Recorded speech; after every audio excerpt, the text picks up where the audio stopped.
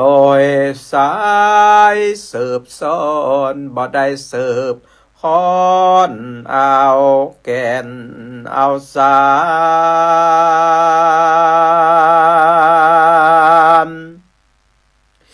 có má mưa đang nê tan có tùa thao nàngอยู่เฝ้าก้าวดอกบัวนานและนา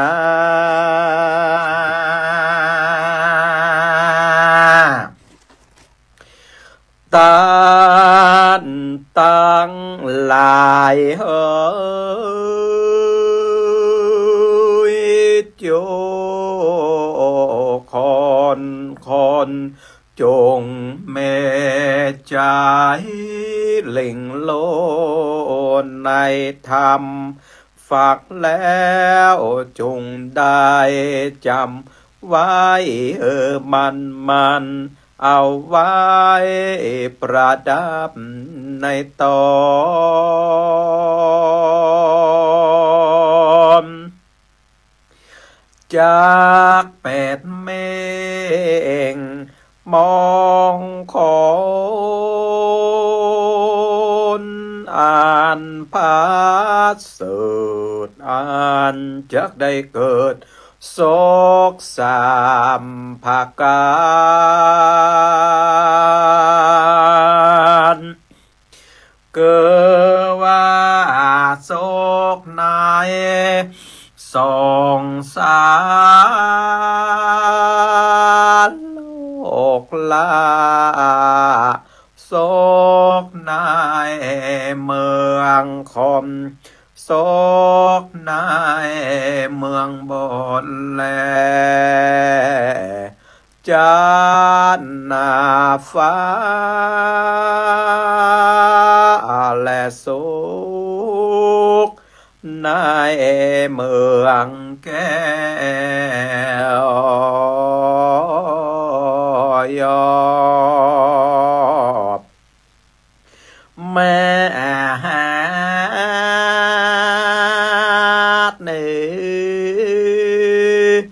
ราปาน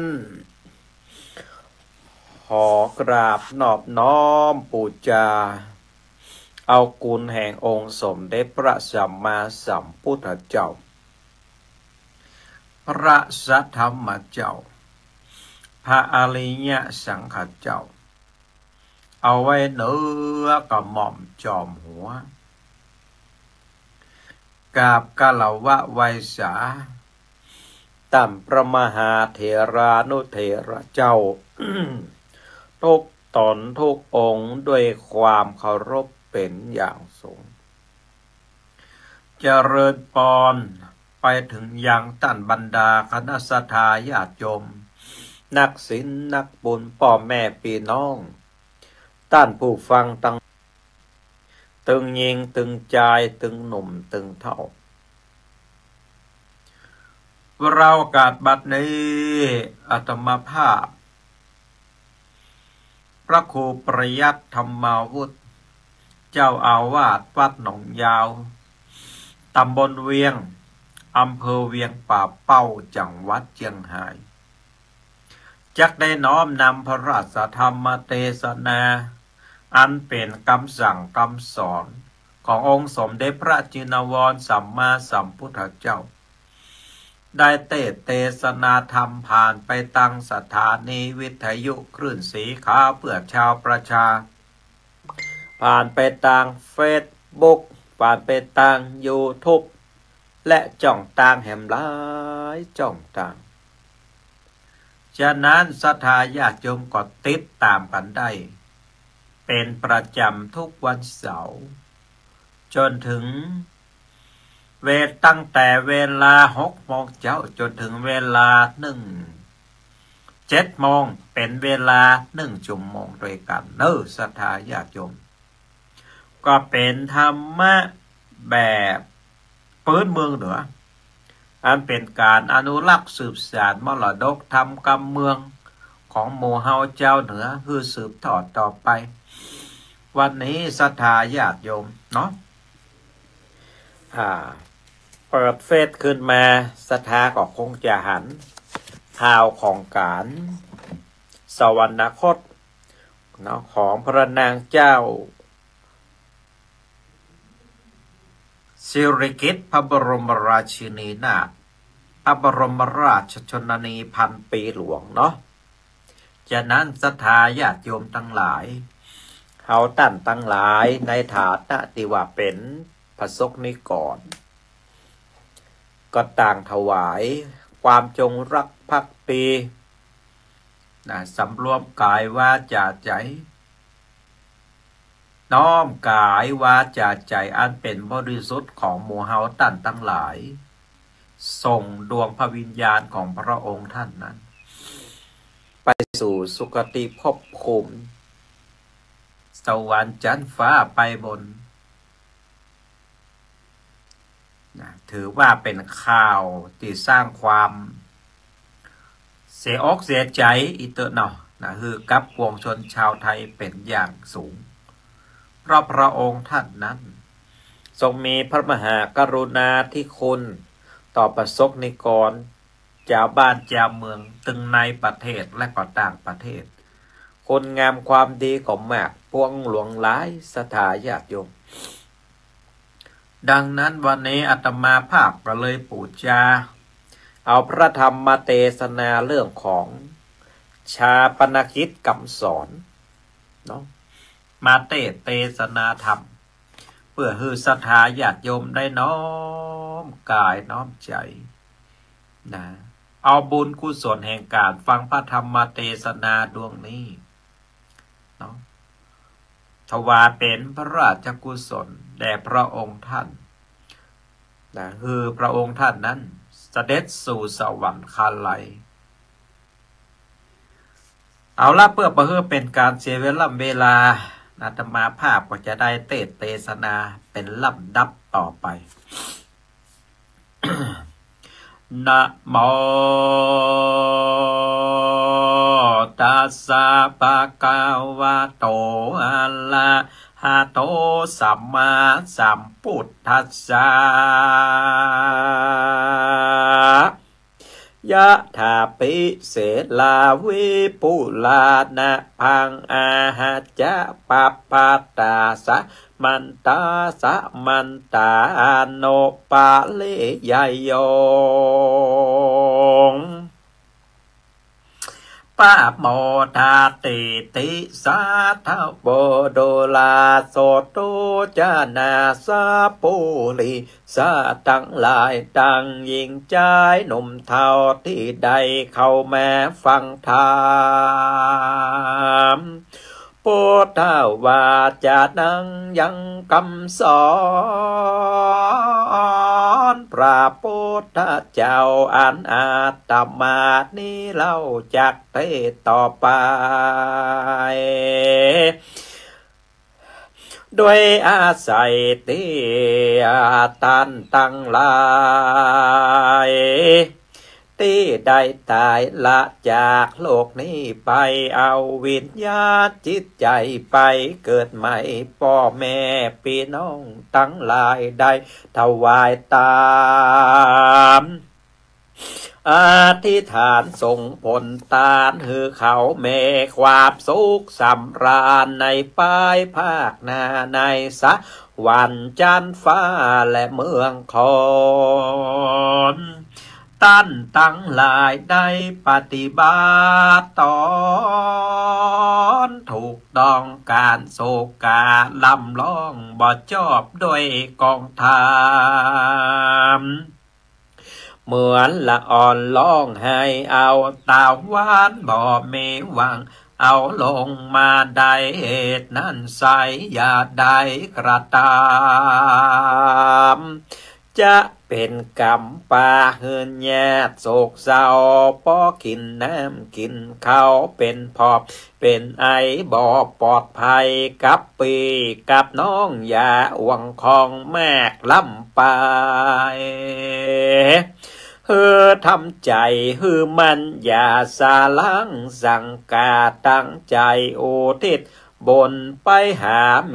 เจตานาพุทธผ่องอย่าทำใจอ่อนใจตายมันบ่สบายตึงคนไปและคนอยู่ใจหดหูบ่อผ่องใสจะกระทำการอันใดก้อยปึกสาการ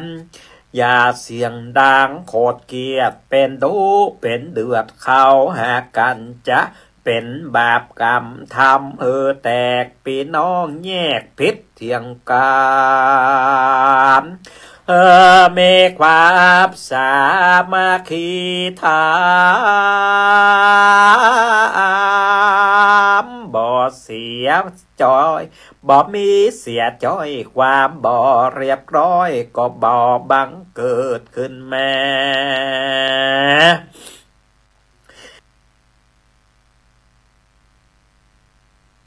โทรมาตอนออกอากาศอยู่ดื้อญาติกาพ่อแม่พี่น้องก็ปรึกษาหรือจะไปเล่านินทาขอพี่น้องศรัทธาอยากได้เป็นอย่างดังใดกล่าวที่เต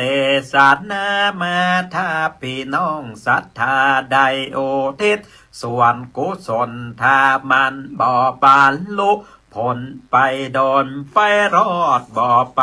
จุดจอดถึงคนตายก็อย่าเสียดายของที่อุทิศไปแล้วผลมันบอกกาดแก้วไปไหนมันจะไล่ปิกมาสู่กับหมู่ญาติกาก็จะได้ฮับภาลานิสงส์เป็นบนกุศลติดตนไปภาคหน้าเป็นอาหารเสื้อผ้าทรัพย์สินเงินทองก้อยรับรองผู้ตามไปใจมันบอดใดหายโซนจะเป็นผลบนกำโจดหนุนไปบอกขาดชื่อว่าบ่ประมาทในทางบนจกเมใจคุณนาต่อคนทุกคนยากอย่าได้ประมาทว่าตัวเฮายังบ่ตาย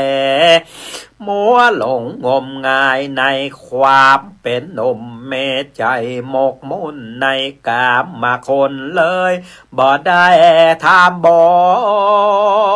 ลามาตายเสียจอยยังหนุ่มยังหน่อยอย่าว่าเฮายังบ่ตายเจเวปร่างกายบ่เมเตี้ยงแต่บ่ว่าหนุ่มบ่ว่าแก่บ่ว่าสมณะจีพามบอกว่าคนจันทานและป่อกาบอกว่าขี้ขาและเจ้านายภายเว้นความตายไปบ่ได้จะเอาอย่างมาคัดขวากไว้ยอมบ่เมวานหบกับมันก็บ่ได้ความเกิดแก่เจ็บมาตายนี่ใส่เป็นขอกแน่นอนจะแม่อ่อนวอนต่อมัจจุราชบ่ได้ตัดสะมาเหตุนั้นนะหมู่พี่น้องจงได้พิจารณา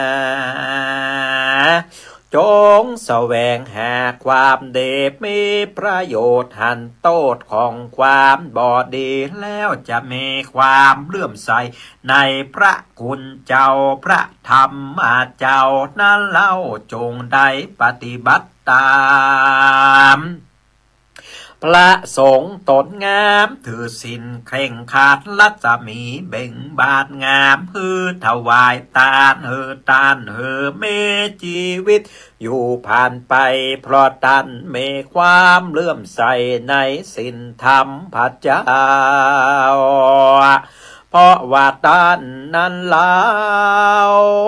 ได้สืบศาสนาถ้าบ่มีตุ เจ้าเล่านะศาสนาก็บ่มีอย่าง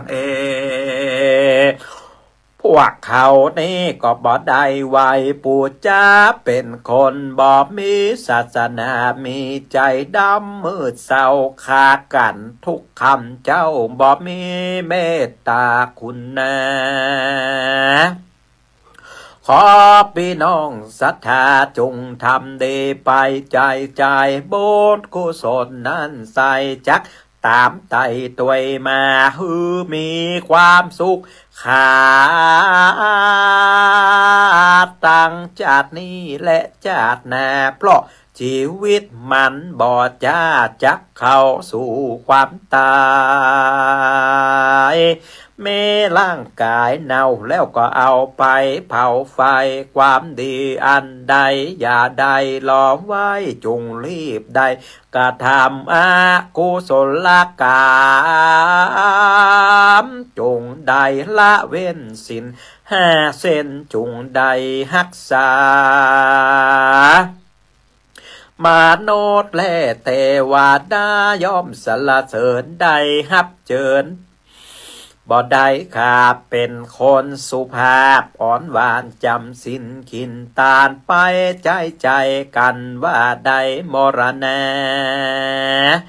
จะมีบุญนำปาไปเกิดจันฟ้าเลิศแดนสวรรค์กันว่าหมดบุญกรรมก่อจักปันมาเกิดมีความสุขเลิศในเมืองคอนแม่กุศลบุญเตื่อมแทงหูตาเป่งแจงบ่มืดมัวเมตนตัวหาพยาธิบ่ใดบ่มีเมื่อยไข้และเจ็บหัวเพราะว่าตัวมีสินคอปาดแน่ตั้งแต่ญาติก่อนหลังเป็นคนมีสตังมากนักพอบอกเคยลักของไผ่จะไปตั้งใดก็มีคนนับแน่กันว่าเป็นพ่อกาก็บ่มีไผ่โกงก็ด้วยอานิสงส์สินข้ออตินามีเมียบ่ถอยจ้าบ่นอกใจกันเพราะบ่เคยทำเพศสินข้อทราบมาก่อนเมลูกก็อยู่ถอยฟังกามโมสาวาทางบ่มีไผ่จุไผ่ลายอู้บ่มีไผ่กายปากม่วนจาวาม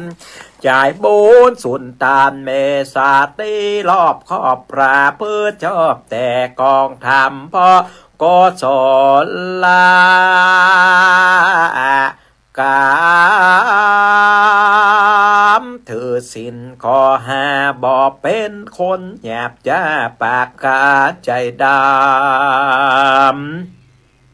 อัปมาตั้งบ่มีความประมาทสลังพางพาดลงเลิบเมื่อวันเมื่อคืนใจก็ตั้งมันสาดนั้นขอพี่น้องตั้งหลา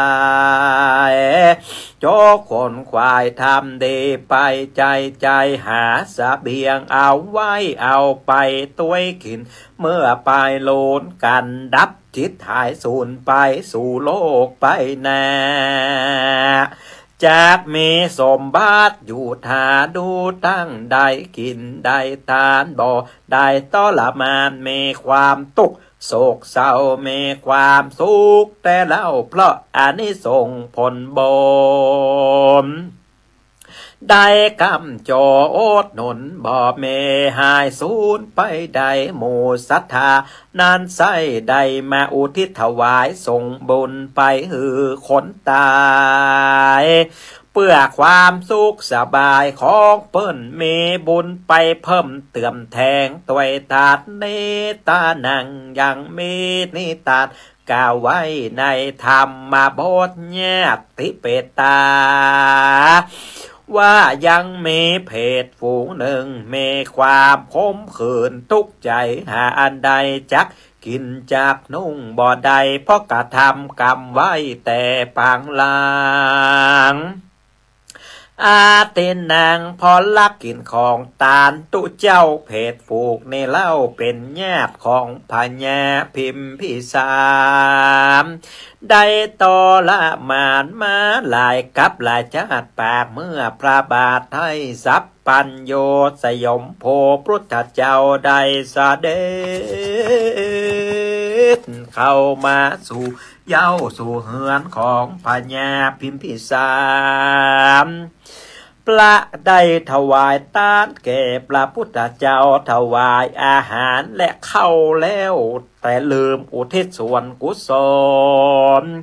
เพื่อให้เป็นผลญาติพี่น้องที่เป็นพวกพ้องร่วมกันมาเปโทเปตาเพศผูงนั่นแน่ก็มาเวตาแน่ร้องไห้อยู่ไกลไกลพาราชวังมาสำแดงฮือหันปูนอาศจันเป็นอันแมกพอออกปากตัดถามพระพุทธเจ้าตนแงมว่าเสียงคำลาบร้องไห้แต่บ่ได้หันโตเสียงแน่กลัวล่ำโลงในแห่งห้องราชวังเป็นเสียงอายังปอบอกพระพุทธเจ้าเสด็จออกมาเทศนาว่าเสียงปริเวตัดแน่ลองล่ำให้ก็หากมาได้แก่เสียงเพศตั้งหลายที่เป็นเชื้อสหายพี่น้องมีความตุกข์ร้อนบ่ได้กินอย่างอุทธกังพลังจงถวายตาแนวหยาดน้ำอุทิศไปเหือจงทำจุมือเหือทำบ่มได้อดหนุนพาสังข้าเจ้าเพศผูกนั้นเล่าจักได้อาบได้กินขอบมหาบาตินจงหยาดน้ำมาตามไปเฮอก็ไปซื้อเอาของกินลำโต๊ะแต่งกาตามเฮอปาดนี่แล้วรีบอุทิศส่วนบนกุศลถวายแด่พระพุทธเจ้าพระทัสโพธนั้นเล่าก็ถวายปอนกรรมก่อนว่ายะถาวลีวหาอันว่าทาลาคือสายฝนย่อมตกลงบ่อได้ขาดตกทีละหยาดก็ย่อมอาจถือแนมสมุทรสาครเต็มแสนประหลาดจึงไปเฝ้าทูลพระบาทศรัทธาเป็นสันได้จ้าเพศญาติกามีกายญาบอกมีเสื้อผ้านุ่งขอพระเจ้าจุงบอกใครเป็นสันใดจะภากล่าวที่ว่าเพศฝูกนี้นะบาปแน่ญาติคนนั้นนะไปลักเอาวัดหาเสื้อผ้าของพ่อค้าและของพระสงฆ์จึงได้ทาลงยังวิบากกับญาติเป็นเพศผีป่วยเป็นเพศผีป่วยกายเลยมาร้องให้หวังว่าจักได้ใส่ผ้าขอพระองค์จงตานสบงจีวรไปเฮอจงไปซื้อเอาผ้าสังฆาซื้อวัฏฐาที่ประสงค์ใจได้แล้วอุทิศให้เป็นตามพระเจ้าพิมพิสารก็กระตามพระพุทธเจ้าบอกแล้วก็เป่าห้องญาติกาไปซื้อวัดถาจีวรผ้าผ่อนตกแต่งดาบ่จะเอาไปถวายพระพุทธเจ้าแล้วเตถวดบอนก็สอ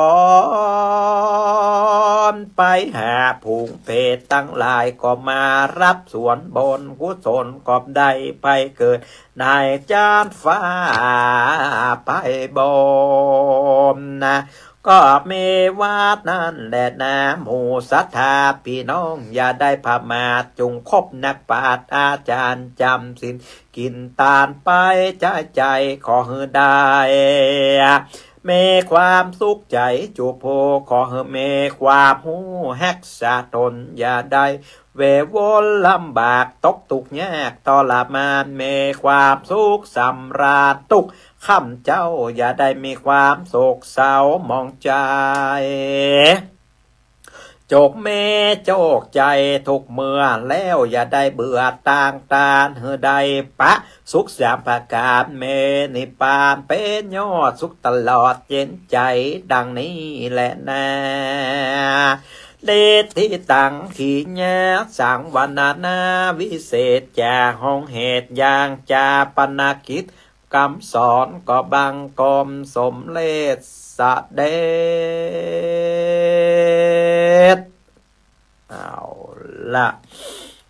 จบลงไปเรียบร้อยพระธรรมเทศนาจาปนากิจคำสอนเกี่ยวกับเรื่องของความทำบุญหือทานการเป็นการตายของมนุษย์เนาะซึ่งก็เป็นปกติที่มีในวิถีชีวิตของหมู่เฮาเพราะว่าหมู่เฮาท่านทั้งหลายก็ประสบพบเจอเกิดแก่เจ็บจ่ายอยู่ในวิถีชีวิตอยู่แล้วบ้านเหนือบ้านใต้ตึงตั้งกันเผาศพเสียศพกันไปอันนี้เป็นสติเตือนจิตเตือนใจหมู่เฮาว่าอย่าได้ประมาทในการใช้ชีวิตวันหนึ่งเฮาก็จะเป็นอย่างเปิ้นนั้นนะสถาญาติโยมวันหนึ่งเฮาก็จะได้เป็นคนจีตายอยู่ในโฮงศพและเปิ่มก็จะเอาเฮาเนี่ยไปเผายังปาจาปากรรมสุดท้ายแล้วชีวิตมนุษย์ศรัทธาญาติโยมทั้งหลายก็ตึกเตยนะร่างกายก็ถูกไฟเผากลายเป็นเท่ากระดูกและถามเตศรัทธาญาติโยม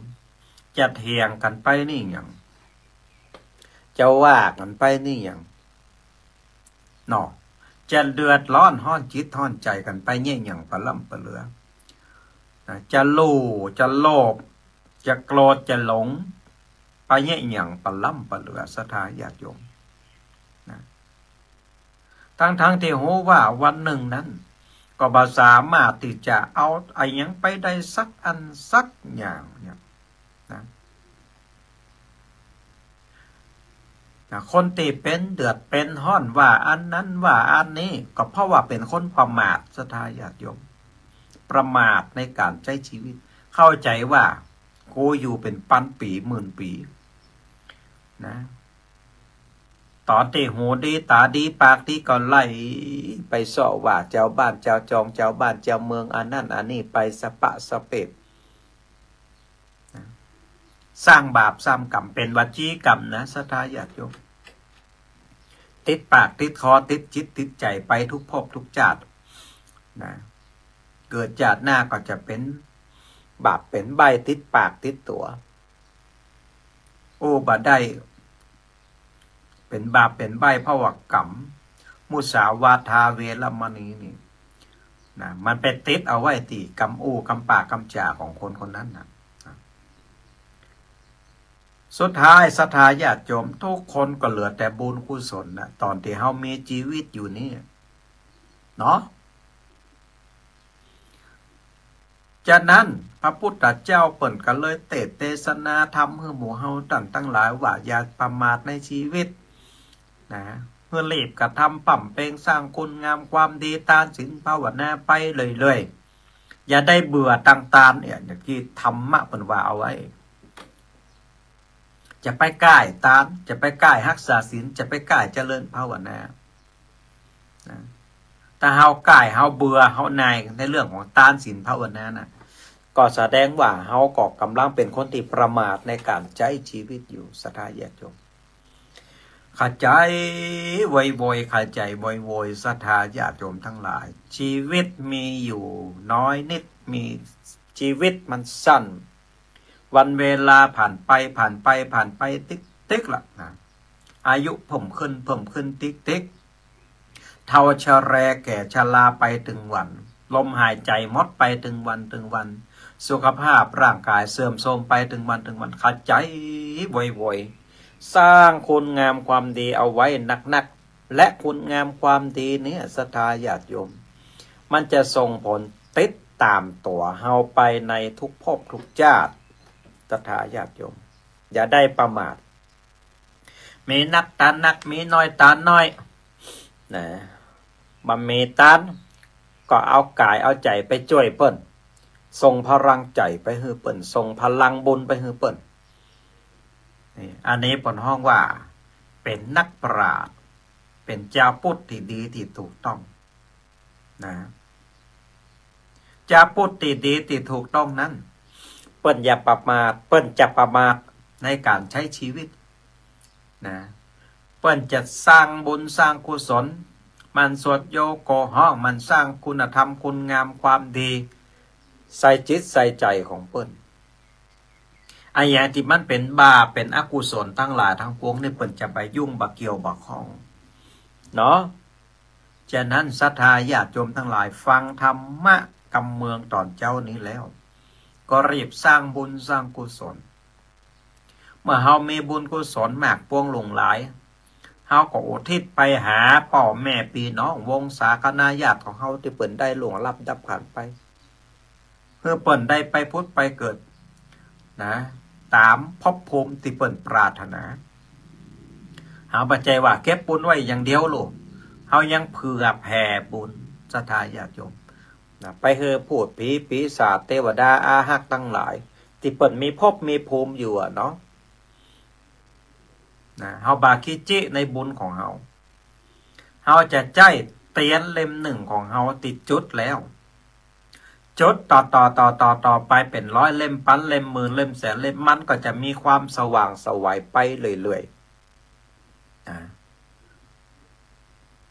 เฮาจะแผ่บุญกุศลไปหาสรรพสัตว์ทั้งหลาย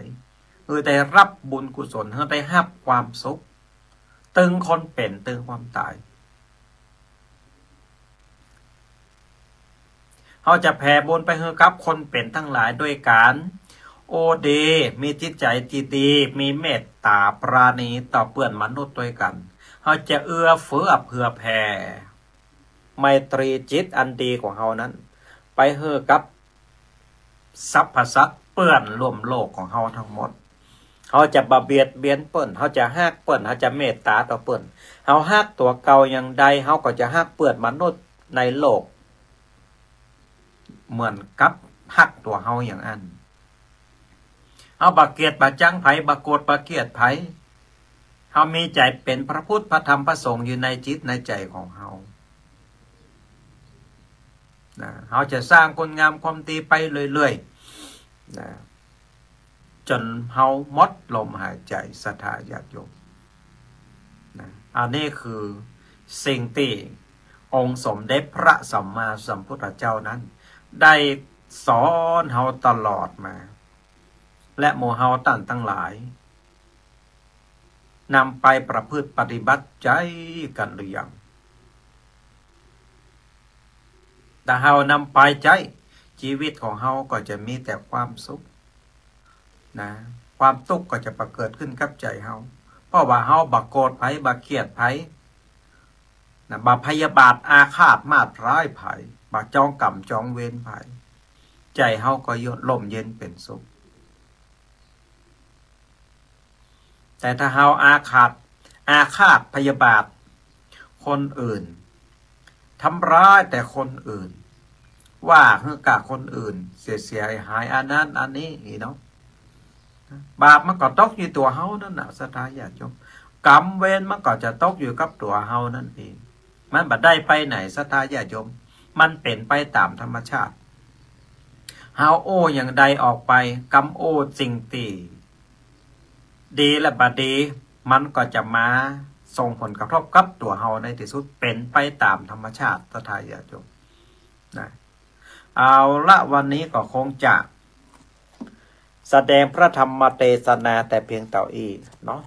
ต่อไปก็จะได้บอกบุญ นะคือกับศรัทธาญาติโยมที่สดับรับฟังตั้งสถานีวิทยุบ้านไตบ้านเหนือวัดเหนือวัดใต้เชียงใหม่เชียงรายลำพูนลำปางแพร่น่านพะเยาคลื่นสีขาวทุกท่าน ได้มีโอกาสเข้าร่วมทำบุญปอยหลวงถวายโดมและก็ห้องน้ำของคณะศรัทธาวัดหนองยาวในวันที่15และวันที่16พฤศจิกายนพุทธศักราช2568ที่จะถึงนี้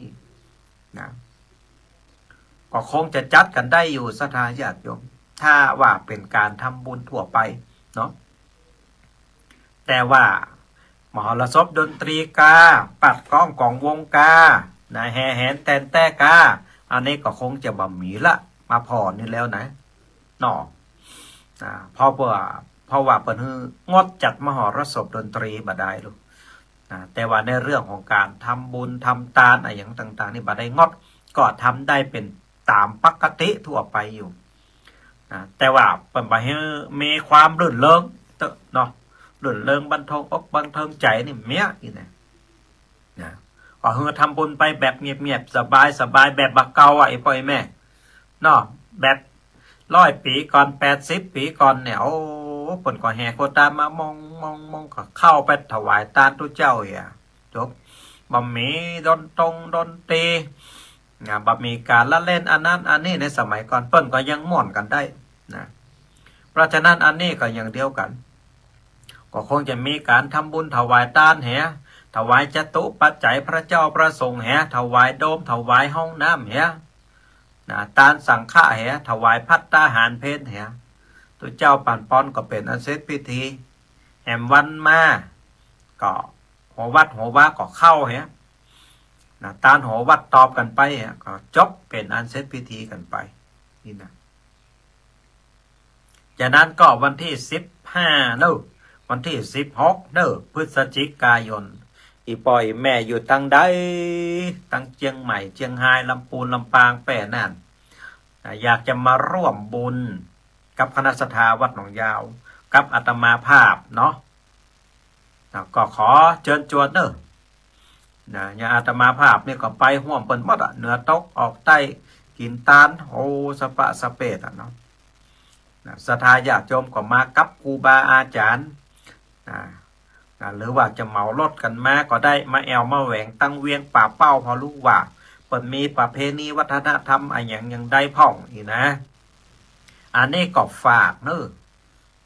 15 16มาห่วมกันโดยวันที่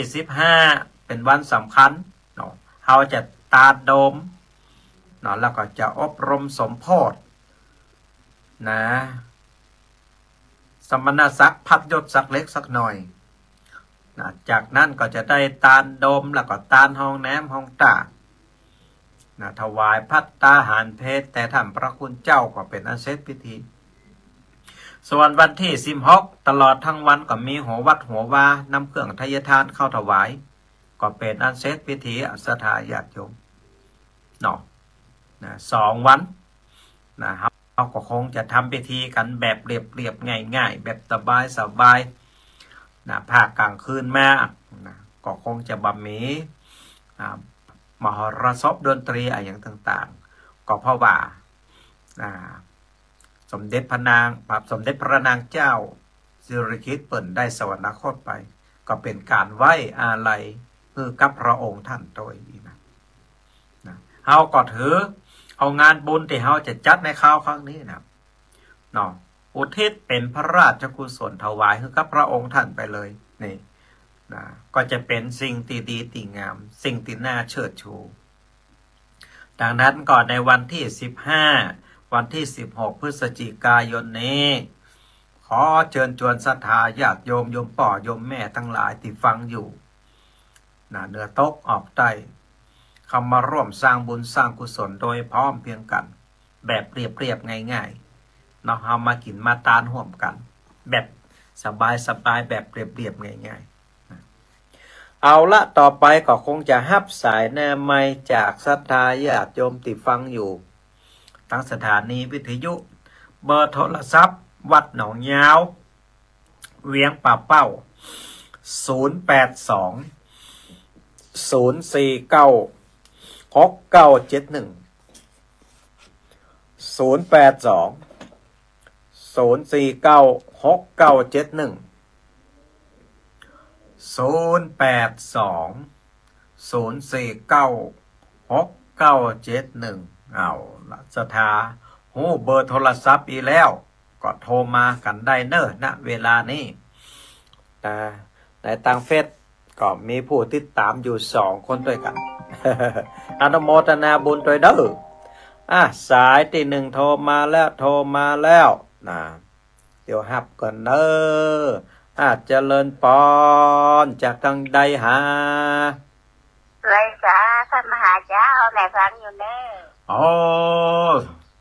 สัญญาณชัดเจนที่ก่อแม่ทั้งบ้านเฮาเจ้าชัดเจนดีเจ้านี่ชัดเจนชัดแจ๋วเนาะแม่ฟังทางวิทยุเนาะตื่นก็คิดเจ้าฟังวิทยุเนาะเจ้าวิทยุเจ้าสัญญาณชัดเจนชัดแจ๋วดีเนาะเจ้าเอาแล้วจะได้ก็โมทนาแล้วก็จะไปลืมมาแอวปล่อยหลวงเนอะโอ้แม่ไปไม่ได้เจ้าเป็นยังไปไม่ได้ได้จะไปฮับจูบ้านพุ่นอ่ะ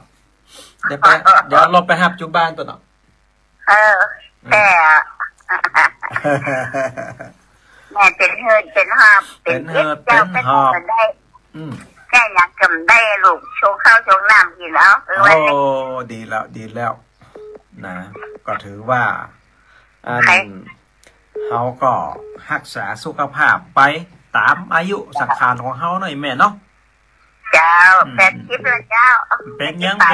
น่าจะได้ก็แม่มาตักตายกันโทรศัพท์อย่างนี้ก็โมทนาบุญละเด้อจ้าโตโมทนาต่อไปแหม1สายเจริญป้อนเจ้าอันนี้ไม่แก้วสิงแก้วกระโปรงเด้อสัญญาณชัดเจนก็แม่เจ้านี่พังทุกวันเด้อเพียงแต่โทรประกันเปิดมันลำได้โทรเด้ออากาศเป็นได้พ่องหนาวหรือยังกี่ปุ่นอากาศนั้นเนี่ยสมศักดิ์ว่าหนองยางอีกะแม่นละแม่กับพังอยู่ตลอดทำมากเป็นกระมวลเด้อฮัลโหลอากาศเป็นได้พ่อแม่ตั้งปุ่นหนาวล่ะชัดเจนดีจ้าชัดเจนดีเนาะอากาศหนาวแล้วเนาะชัดเจนจะดีแล้วอากาศหนาวแล้วเนาะประเดี๋ยวนี้เนาะหลังยางรู้ฝนตกก็ฝนตกซิๆหน่อยเดี๋ยวเอาละโมทนาโยมแม่ดูจ้าโต0820496971วัดหนองยาวโทรมาเจริญปอนกราบนมัสการเจ้าพระอาจารย์โยมแม่จากทางใดหาข้าเจ้าอยู่บ้านหนองไหวแม่แต่ตำบลแม่แฝกอำเภอสันทรายเชียงใหม่เจ้าอำเภอสันทรายเชียงใหม่แสดงว่าวันนี้เปิ่นลิงไปตั้งวัดไฟเห็นตัวนี้เนาะเจ้าชัดเจนดีฟังแล้วก็มุ่งใจเนาะฟังแล้วก็เข้ากับสถานการณ์นั่นนะแม่โยมแม่เนาะเจ้าเข้าใจดีเจ้าโยมก็ฟังทุกตนทุกองค์เจ้าดีแล้วจะได้ก็อันมาห่วมทำบุญทำทานกันเนอะ15-16นี่เนอะเจ้าต้องอันอนุโมทนาบุญโดยเจ้าคงบ่มีโอกาสอยู่ไกลเนาะแม่ละก็กลุ่มลุ่มแล้วเจ้าขอเป็นกำลังใจให้พระอาจารย์ไหมเจ้าจ่าตุโมทนาบุญโยมแม่เนอะฟังต่อไปนะโยมแม่เนอะเจ้าสาธุเจ้าโต0820496971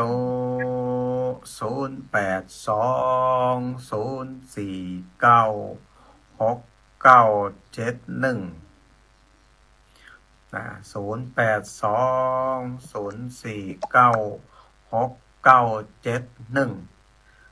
โทรม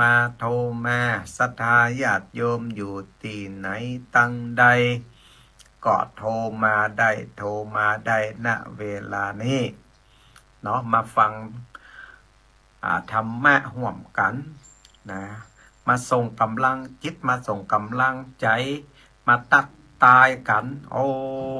นะ1 อาทิตย์ตักตายกันเตื่อติดแล้วก็บ่ได้ออกสักกรรมเนื่องจากติดคิดนิมนต์ช่วงนี้คิดนิมนต์นักศรัทธาญาติโยมเนาะทำบุญทำทานกฐินป่าบ้านใหม่เขา การขาวดำอย่างสปาสเปด0820496971นะศรัทธาญาติโยมก็นะสามารถที่จะติดตามเป็นประจำทุกวันเสาร์ตั้งแต่เวลา6 โมงเจ้าจนถึงเวลา7 โมง1 ชั่วโมงด้วยกันก็มาปะมา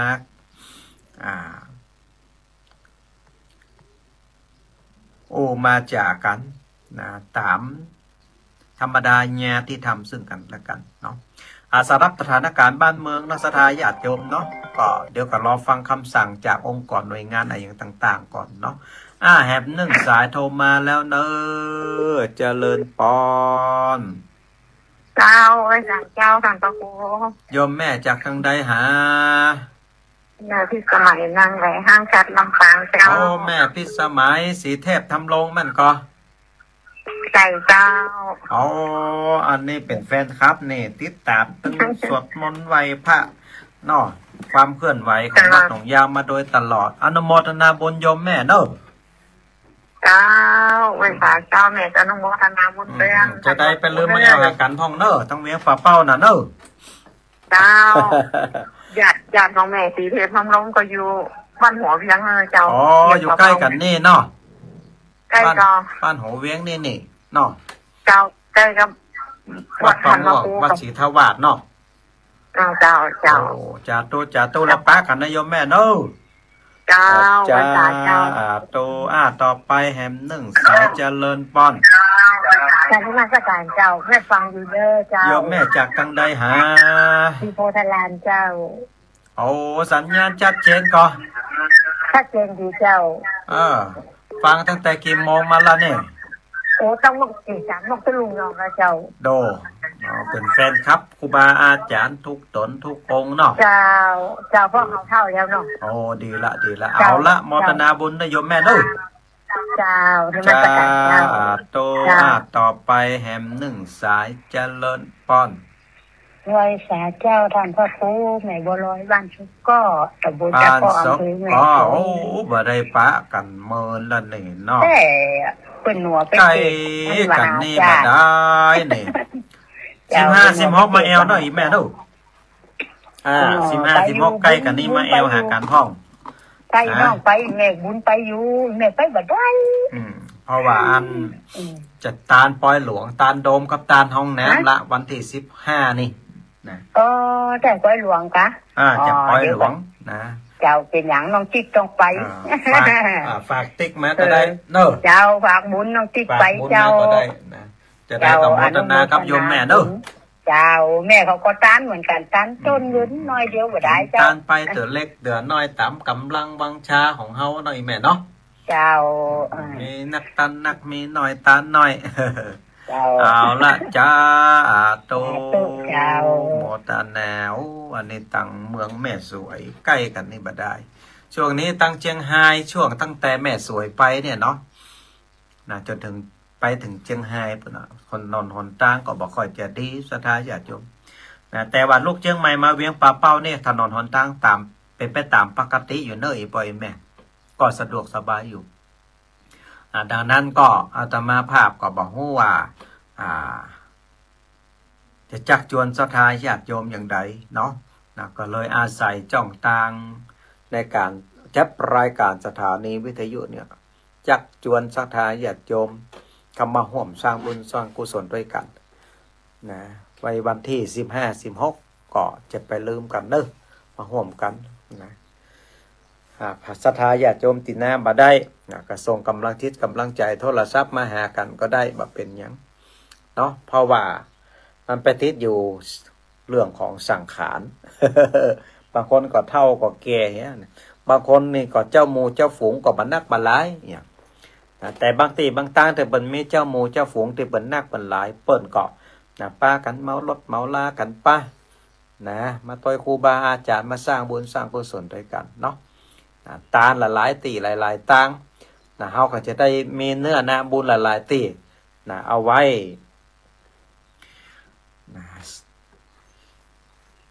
ส่งเสริมจิตใจของเฮาคือมีบุญกินบุญตาลทุกตีทุกตัง เหนือตกออกใต้เฮามีบุญกุศลหมดนะไปที่ไหนก็บ่อดบ่อยากบ่กันเพราะว่าโดยอำนาจแห่งผลบุญที่หมู่เฮาทั้งหลายได้สร้างไว้ทุกทั่วสารทิศนั่นเองเนาะเอาละศรัทธาญาติโยมทั้งหลายนะวันนี้ก็ถือว่าเป็นวันที่พระสงฆ์นิกรชาวไทยนะหรือว่าทั่วโลก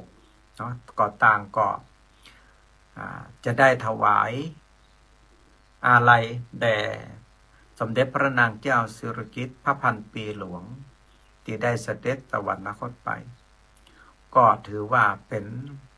เรื่องราวของปกติวิสัยธรรมดาของเจ้าโลกมนุษย์ทุกคนนะตั้งแต่เจ้าฟ้ามหากษัตริย์ลงมาจนไปถึงยาจกคนขอสมณะจีพราหมณ์ศรัทธาญาติโยมล้วนตกอยู่ภายใต้แห่งกฎไตรลักษณ์ก็คืออนิจจังทุกขังอนัตตาเกิดแก่เจ็บตายเหมือนกันทุกคนภัยบ่สามารถที่จะล่วงพ้นความตายไปได้ศรัทธาญาติโยมเพราะฉะนั้นโมเฮาท่านทั้งหลายอย่าได้เศร้าโศกเสียใจให้มีสติสำรวมกายวาจาใจให้ตั้งมั่นแล้วก็อุทิศบุญกุศลที่เฮาท่านทั้งหลายได้กระทำปั่งเป็นมาทั้งหมดนั้นถวายเป็นพระราชกุศลแด่พระองค์ท่านเพื่อพระองค์ท่านนั้นเสด็จปิกสวรรค์จันฟ้าบุญมาวาสนามีก็จะได้ปะได้พบกันแฮมในอนาคตการปลายภาคหน้าจะแลส่วนหมู่เฮาทั้งหลายที่ยังมีชีวิตอยู่เนาะศรัทธาญาติโยมเนาะก็รีบกระทำบุญสร้างบุญกุศลอย่างตีอาตมาภาพเตะน้ำเตะทำไปตะกี้เนาะว่าเมื่อมีคนตายเกิดขึ้นอย่าไปเสียอกเสียใจให้มีสติอยู่กับตัวแล้วก็รีบสร้างบุญสร้างกุศลและอย่าได้ประมาทในชีวิตวันนี้มีพบหน้ามีศรัทธาญาติโยมวันนี้มีวันผูกก็มีแสดงว่าพบหน้าก็มีนะเพราะฉะนั้นศรัทธาญาติโยมทั้งหลายอย่าได้ประมาทในการใช้ชีวิตอยู่บ้านก็สวดโยโกห้องทำวัดเจ้าทำวัดตอนทำวัดเย็นมาค่ำมาคืนก็ก่อนรับก่อนนอนก็สวดมนต์ไหว้พระให้จิตใจมีพระพุทธพระธรรมพระสงฆ์อยู่ในจิตในใจของเฮาเรื่อยๆไปให้ใจของเฮานั้นมีความจดจำพระพุทธพระธรรมพระสงฆ์อยู่ในใจอย่างสม่ำเสมอใจจำสิ่งที่ดีสิ่งที่ดีก็จะติดใจใจจำสิ่งที่บดีสิ่งที่บดีก็จะติดใจของเฮาไปเนาะเอาละอาตมาภาพก็คงจะแสดงพระธรรมเทศนาแต่เพียงเท่านี้ก็ขออำนาจผลบุญกุศลที่อาตมาภาพได้กระทำปั่มเพลงมาจงได้ดลบันดาลปกปักรักษาศรัทธาญาติโยมอีป่ออีแม่ทั้งหลายที่สดับรับฟังพระธรรมเทศนาในตอนมื้อเช้าวันนี้ขอให้ได้อยู่ดีมีสุขเกิดพัฒนาสิ่งหนึ่งสิ่งใดก็ขอให้สมดั่งกรรมกรรมพัฒนาจงทุกประการสัพพิติโยวิวัชชันตุสัพพะโรโควินัสสันตุมาเตภวัตมันตรายโยสุขีทีคายุโกภวะอภิวาตานะสิริสานิจังวุธาปัจจายโนจัตตารโอธรรมาวัฏันติอายุวันโนสุขังปะลังปะกันใหม่วันเสาร์หน้าเด้อ